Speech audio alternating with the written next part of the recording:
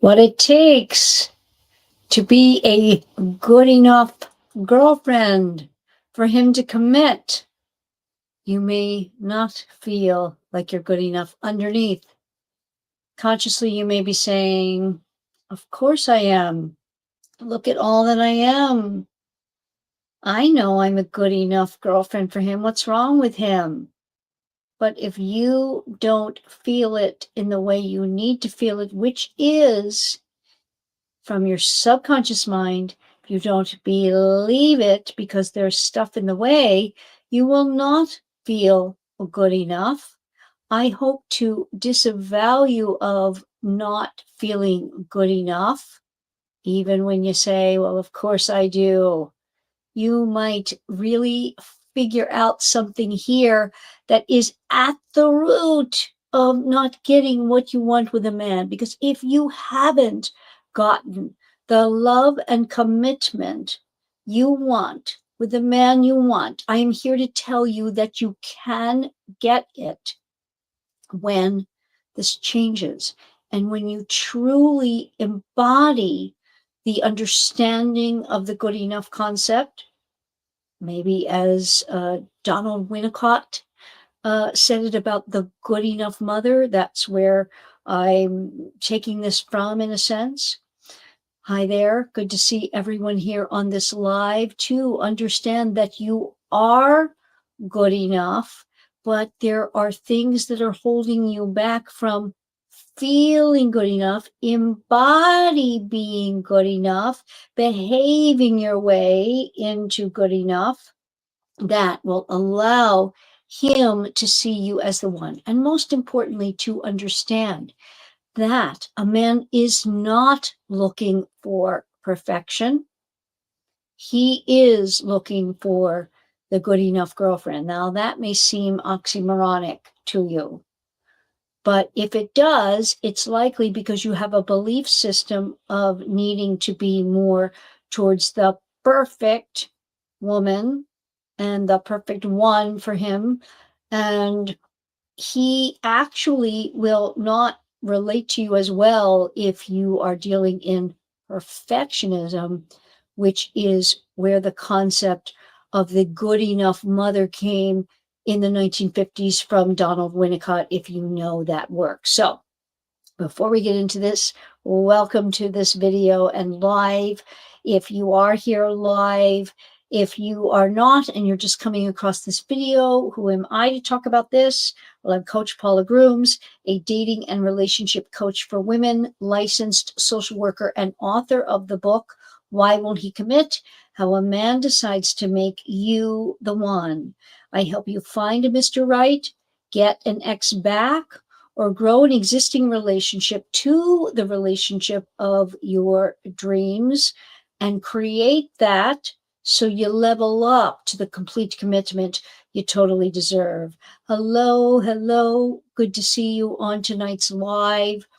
You may have heard this if you took any psychology courses, perhaps in school. If you're a parent, you may have come across the work of the famous psychologist for child development, Donald Winnicott, who in the 1950s, he was credited with this concept, which he came up with because he had many parents coming to him really distressed over something in their parenting where they felt less than, not good enough. But what he saw, which I think we can tend to do in relationships with men, if we are not getting the commitment we want, the relationship we want, etc., a perfectionism. And that if we don't do everything perfectly, we are going to be left. We're not going to get what we want. He doesn't really want us. We will never get the commitment, etc., etc. And these beliefs, which that's what they are, must be challenged, and they must be dealt with on the subconscious level for you, so that you change the beliefs. Because when you change the beliefs and relate through the beliefs of being good enough, he will love you for some of your imperfections, which is human. He will feel more connected to you, and that there isn't a barrier. Because what can happen when we strive for perfectionism, and you may not even be aware of doing it, and if it is an issue, you need to start with awareness, which we always need to start with awareness to change anything. You can know that you might be struggling with this if you are tending to think more about what he is thinking about, what he wants, what he's doing, what he needs from you. If you are in his presence, are you being self-conscious in his presence and not being authentically yourself? And that to me is an interesting concept. Because what does it mean to be authentically ourselves with a man? I think that in the modern world as it is now, it's gone just that teeny tiny bit too far. In that there is such a thing as, I believe, not keeping the natural order of some wonder for the man. Because, like I tell you in my book, women, we love through knowing, men love through wondering. So there has to be what used to be called, I think it was Betty Friedan in the 1950s, maybe it was later, maybe it was 70s, I don't know. The feminine mystique. There was a book called The Feminine Mystique. And, I don't know it. Who knows if it's was even in print after the 70s. I don't know. But the point is that the mystique of a woman, a man does need that tinge of wonder. It doesn't mean being inauthentic. It means, I believe, at times being what I talk about on this channel all the time, being more vague about things, not talking so much about, absolutely about the relationship, because that lowers the wonder. So we get back to the idea of being perfect in a relationship. It doesn't allow you to be your most authentic self, because mostly you're in your head when you're attempting to be perfect, and you're guarding against someone truly knowing you. And it's coming from an anxiety related to your earliest programming, subconscious programming of, if I am myself, I will not be loved. If I don't give mom, most generally speaking, mom is a love interest, sometimes dad. If I don't give mom that experience that she's showing me she wants, and remember, this is all through a baby mind, a mind that doesn't know, that doesn't understand, that just so needs to be loved, is willing to do whatever to prove to mom I'm worthy of it. So I love the term good enough, because generally speaking, we have trouble being enough. We don't truly believe we are enough, even with our human frailties and foibles. And this, I think, is lovely, or in a lovely way, articulated by Alain de Botton. He's a Swedish philosopher and author. If you don't know him or his books, he's truly, I think, something special, unique for a man, especially. He, by all accounts, a straight man, married with children, and he is so articulate. Great writer, I assume, although I've not read his books, but I've watched a lot of him and his discussions. So I want to play you this little clip because I think it illustrates this idea in a lovely and quite vulnerable way. That's what is important to remember here in terms of what being authentic means, vulnerability. So take a look. The way to try and be calm and composed is not to assume an invulnerable stance where somehow it's considered normal to be free of anxiety. I think you have to make your peace with how difficult composure will be.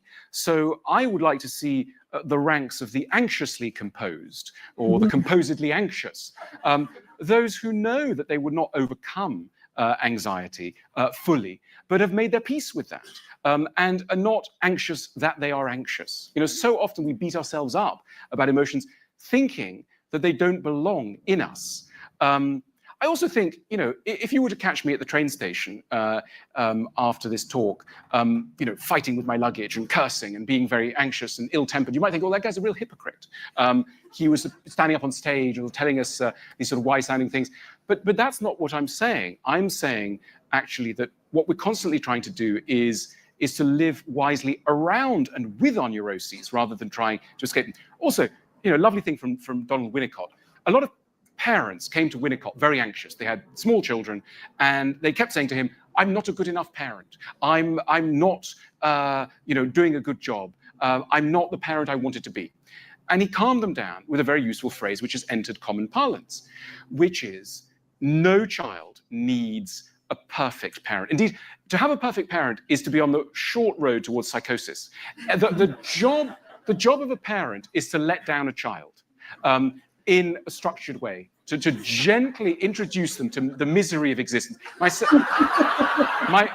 son Samuel is in the room, and he will attest to the fact that at an overly young age, I would say to him, it's not that I'm a particularly horrible person. It's just that you're encountering the horribleness of life via me first. But you will later see that this is a general phenomenon. You just met with it first here. And so broadly speaking, what Winnicott was saying is no one needs perfection. You just need good enough. And so he came up with the phrase, the good enough parent. And of course, it's not just the good enough parent we need. It's the good enough office worker. It's the good enough friend. It's the good enough lover. It's the good enough everything. Good enough is good enough. I just love that because it is so true that it is impossible to hold up a perfection. And the deeper we get into relationships, the more that is unsustainable.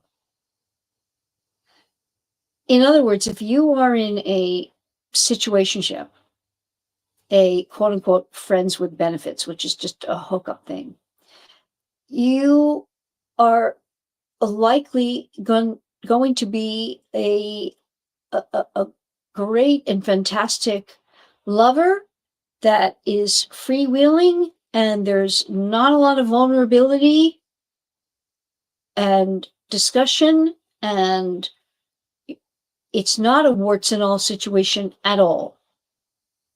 A real relationship, by the mere definition, real, authentic, real life, it's like Freud said. I love that he said this because it's like the Buddhist tenet, I think it's the first tenet of Buddhism. Life is suffering. Because when we accept that, everything else is just falls into place. In other words, it's our expectations that get us into problems. So along that line, and in the psychology world, Freud said, the goal of therapy is to take abject misery and turn it into basic human suffering, because we can't get around it. If we attempt to get around it in a way of trying to be perfect for a man so he can see us as without faults, it will be inauthentic, and by that definition, not okay for him to feel like he can be as well. There will be a distance and a barrier between you, and it will likely falter and not go the distance. So it's very important. 1 second.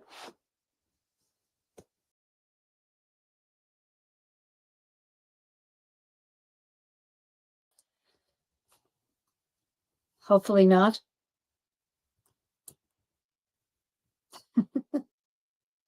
Tech happens. It's very important, therefore, that we be authentic. And again, I mean, if you want to think of it in this British way, he just said some really funny things there about life. But I don't know what it is, the accent, the way it's expressed, it still has a lighthearted tinge to it, in a sense. So we might take away that it is, I am good enough. I do have faults. Those are okay because I am worthy. You, if that doesn't click with you and you feel it's really not true, then we've got work to do on your subconscious programming, because it means that the messages you got from birth to age 7, meaning your subconscious programming, was programmed that you are not enough, that you are not worthy of love and attention, affection, the way that you are not good enough. Being a good enough girlfriend for him to commit is first you embodying, believing, knowing to the depths of your being that you are worthy, that you are enough, that you are good enough. This is vital for you to feel first and foremost. And when you really do, you act from it. And when you behave from it, you more allow for him to be his authentic self. And then real connection can be made. We've all had the experience of attempting to be authentic or vulnerable with someone, and we just can't break through a facade they have. It doesn't connect us. And if he's attempting to do that and you're still trying to be perfect, he will feel something's off, although he won't be able to necessarily articulate it, and he will definitely not be talking to you about it until, and perhaps when he says, I just don't think we should see each other anymore. You don't want that. So, hi there, nice to see you. Saranda, yes, nice to see you. great to see a new face here. Time for Q&A. And before we do that, please, if you will, hit the like button on this video. It helps me so much. I'm very grateful for it.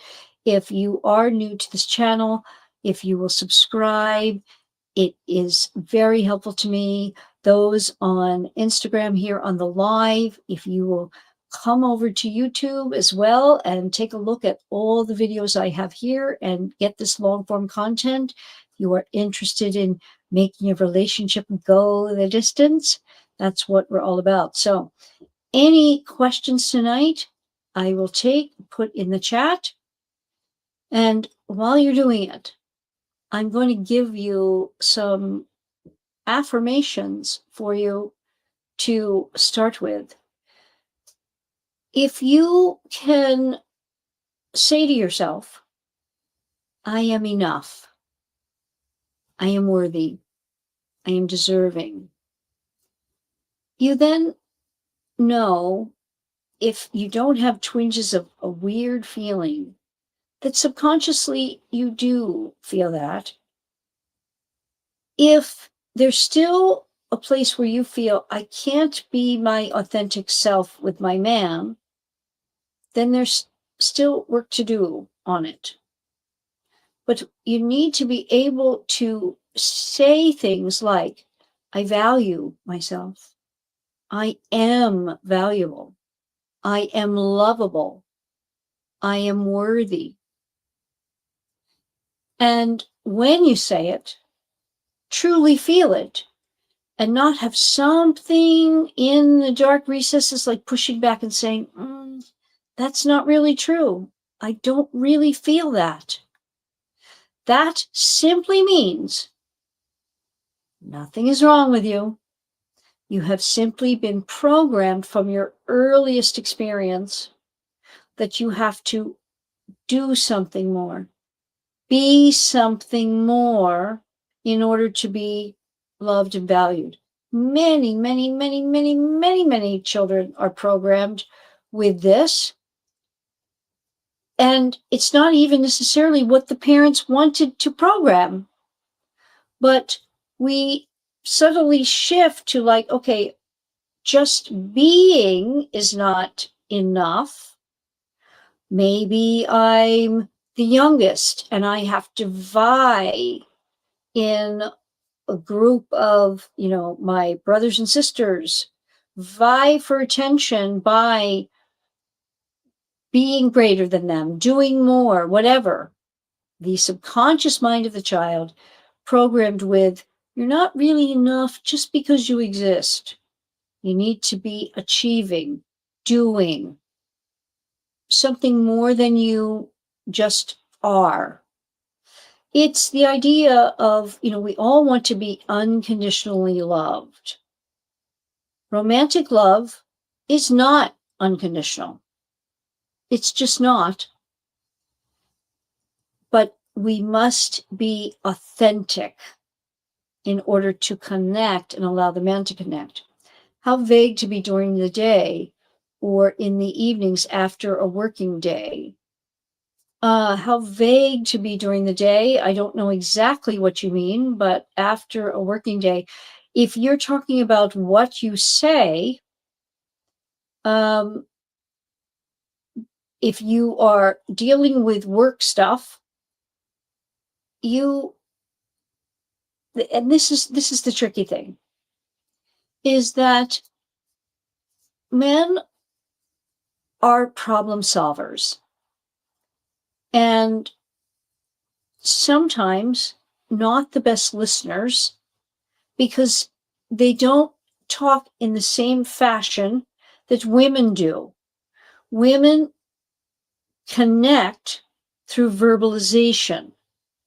We connect through talking, and it doesn't have to have an agenda for the discussion in the same way that men do. Yes, what you said, for example, when the guy is checking in, you don't want to be laying out a lot of the issues or problems. In terms of vagueness, you don't have to go into details about what you were doing. But if you get the sense, and again, this is dependent upon where you are in the trajectory of your relationship. In the beginning, we're a little more vague, just like you would be with someone you don't know as well. You don't tell someone you don't know as well the details like you would tell with your best friend of your entire life, girlfriend or sister, even maybe mother, I don't know. You wouldn't be telling those kinds of details. It's the same idea.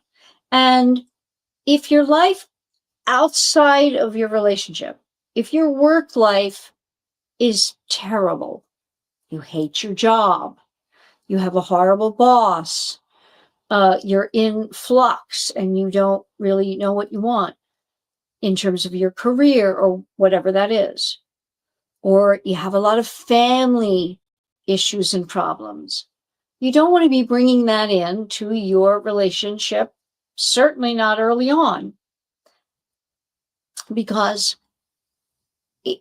if he's again, there is going to be certainly an assessment of you in terms of him feeling safe, like I talk about all the time, safe from your emotional stuff or any kind of dysregulation in your life that he's not capable of handling, if that makes sense. So if things are fine, you would just say about your day without a lot of details. Yeah, it was a pretty good day. I met with my friend Sally after work, and that was kind of fun. And I'm glad you called. It's great to hear your voice. You see, I pivoted off of my day and gave him kudos for what he just did. He called. You see? If he's not asking for the details, don't give it. They can be your friend. I believe that with the assessment. Yes. So, I know that there's Saranda, it's good to see you here because I know that there's something we're going back and forth with Michelle, I believe. So check your email. All right. So other questions tonight about being good enough? I hope you come away knowing that you are. You can have what it is that you want. You can have the man you desire. You can have what you deserve. First, you must believe it. Know that you are good enough. Embody it. How do you do that? By what you are telling yourself consciously and in sleep meditations. As a matter of fact, this weekend, I'm going to release a sleep meditation about this very thing, about worth, value, lovability. So we have 2 times a day when we are in theta brain. So theta is the state we get adults into when we attempt to hypnotize them. Children from birth to age 7 are in theta brainwave all of those years.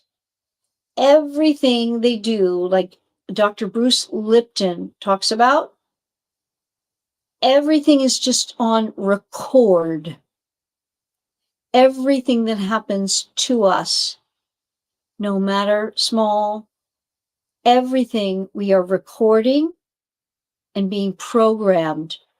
Our computer is being, it's like taking the blank computer. When computers first came out, you used to get it and then you have to put everything on it. Some of you might remember those days. You have to put everything on it. It didn't just come loaded with all the apps and stuff on it. We were like that blank computer, and our environment, our main caregiver, we, as the human animal we are, we're so attuned to I've got to do what this person wants, even though I don't really know what it is. I've got to be what they want. I've got to do what they want so that I am loved, because my survival depends on being loved. So they continue to give me food, shelter, some affection, attention. And we are a bowl of need. We are constant and continual need from the day we are born, minimally to about 3 years old, when we start making the differentiation of we are a unit and there are other units there. But make no mistake, until the age of reason, which is about 7, we cannot ever look at anything that happens to us in any other way except that we are the cause, never that we are the victim. Think about that. No matter what happened to you from birth to age 7, all the good, the bad, and the ugly that happened, the state of psychology of a being human of those ages is only that I am the cause of it. So I get treated horribly, I'm the cause. I suffer trauma, I'm the cause. When I'm called a name, it's not sticks and stones break my bones and names don't hurt me. No, no, no. I am that. That's why kids are so hurt by what other children say or do. The slightest look of disapproval from a parent, certainly words of dishonoring that child before age 7, of telling them that they need to improve or do better even.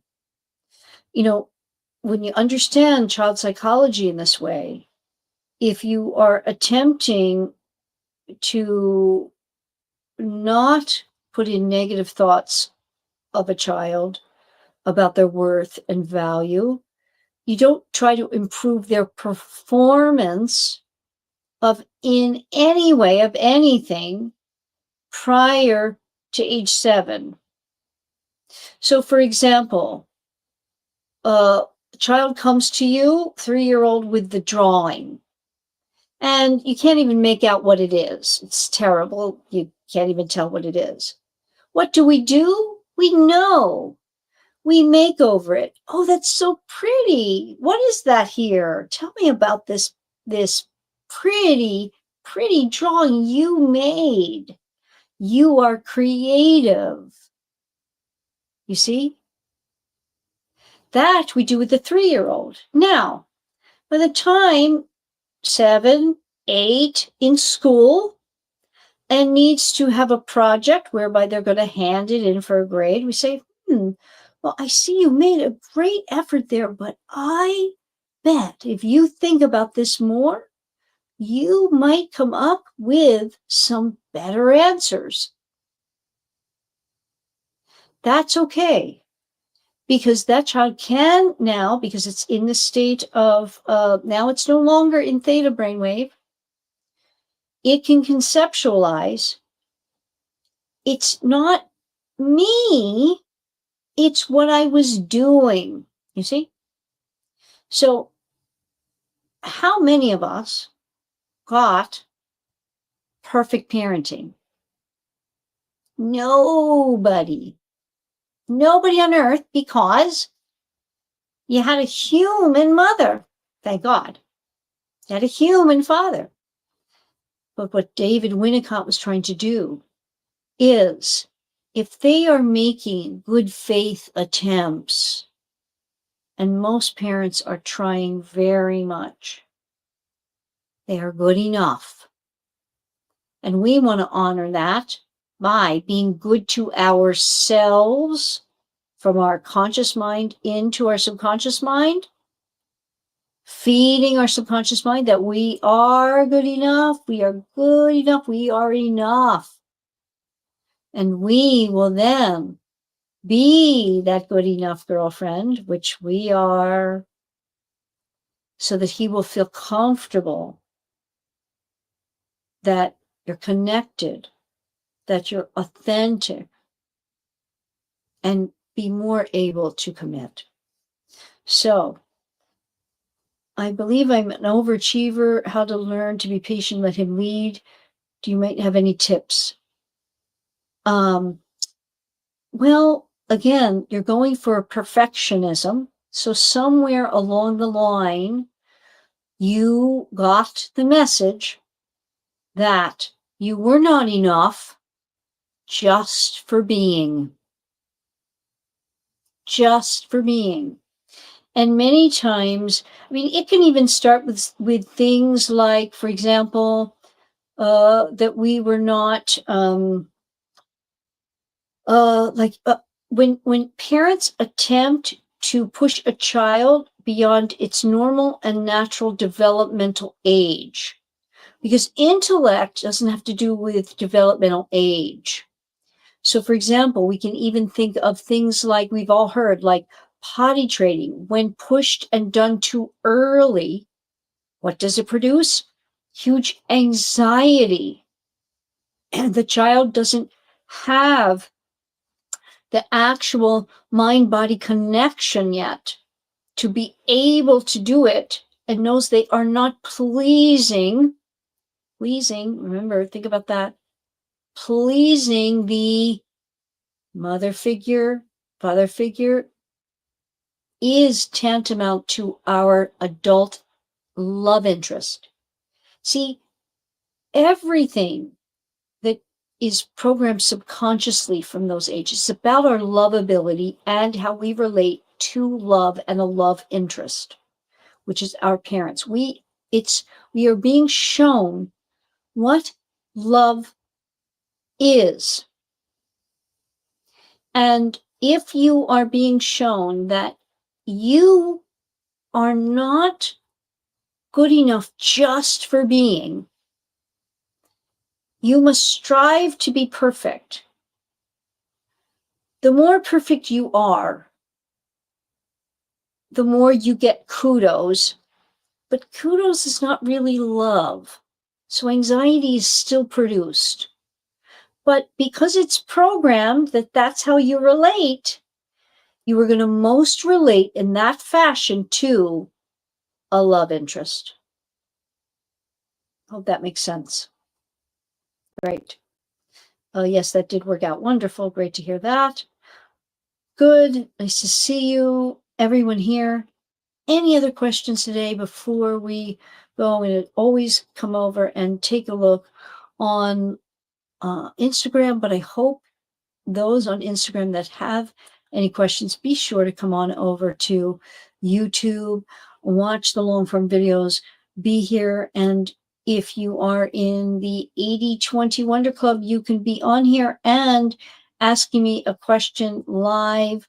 I see someone who just came on. Good to see you there. I know that we're going to be talking on a live coming up here soon. It's very easy. If you're a member of the 80/20 Wonder Club, you can join monthly, and it's like the cost of a latte a month to join, and you can be talking to me on one of these lives and get some real in-time coaching. I'm going to love you and leave you tonight with the thought of you are good enough. You must keep putting that in your mind so that you can feel and be as free as possible to be authentic and connect, and that will get you the commitment you desire and deserve.